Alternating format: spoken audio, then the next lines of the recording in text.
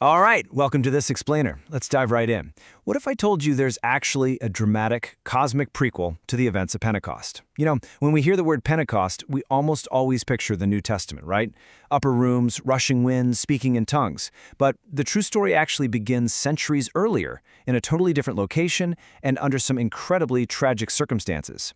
Today we're going to trace this breathtaking storyline that literally spans from ancient Babylon all the way to the birth of the Christian church.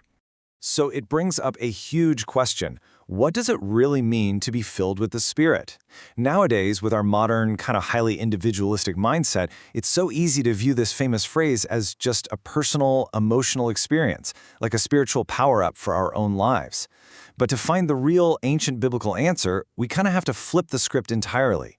We need to investigate this majestic, ancient concept of sacred space.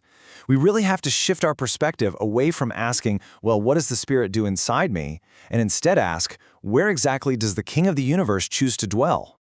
Now, what's really fascinating here is that most people start the story right here, with this quote from Acts chapter 2. But honestly, starting here, it's like walking into the final act of a brilliant movie without knowing any of the backstory or the characters.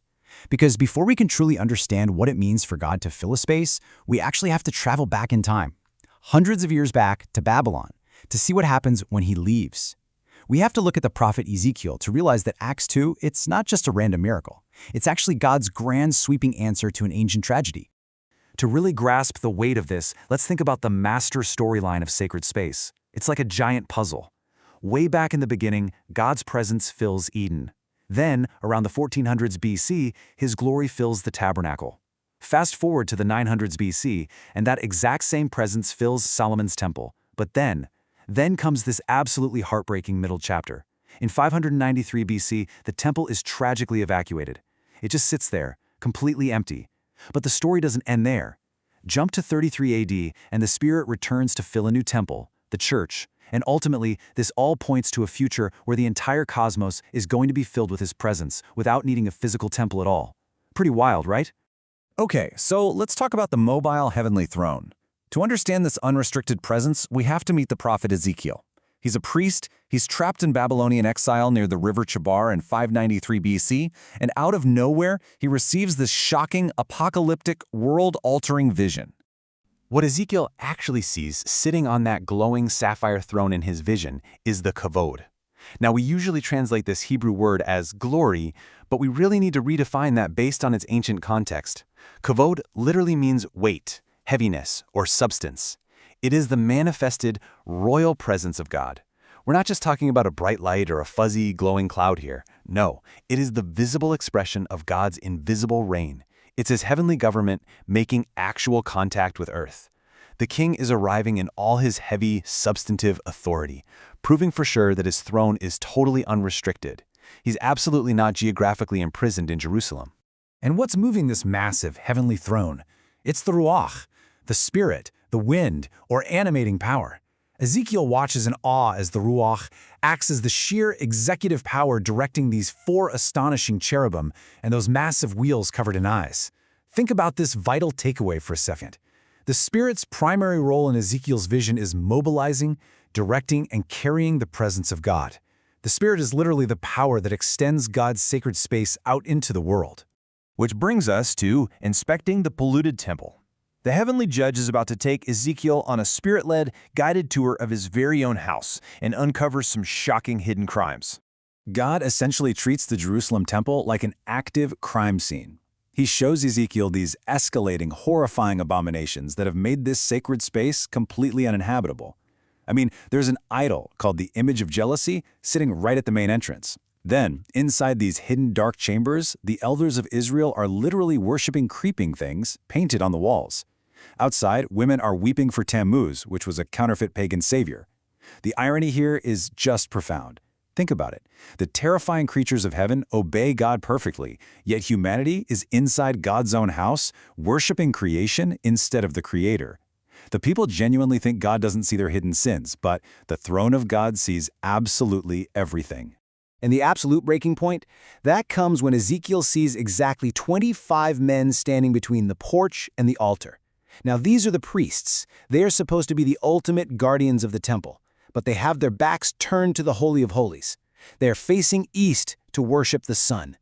This is the ultimate inversion of sacred space. The very men appointed to protect the presence of God are facing the wrong way, bowing down to a created star instead of the creator of the entire cosmos. It's a total betrayal. So before judgment falls, we see the marking of the faithful remnant. Because even as this massive judgment looms, we discover that mercy always surrounds the throne. God sends a man dressed in priestly linen to mark a tab on the foreheads of a faithful few, the people whose hearts are just broken over these very abominations. But then we hit the devastating climax, the tragic evacuation, as the king departs. The verdict is finally executed. But the true tragedy here isn't just the physical destruction of the city that's coming. The ultimate horror is the agonizing, incredibly reluctant withdrawal of God's royal presence. Just map out the exact staged physical movement of the kavod.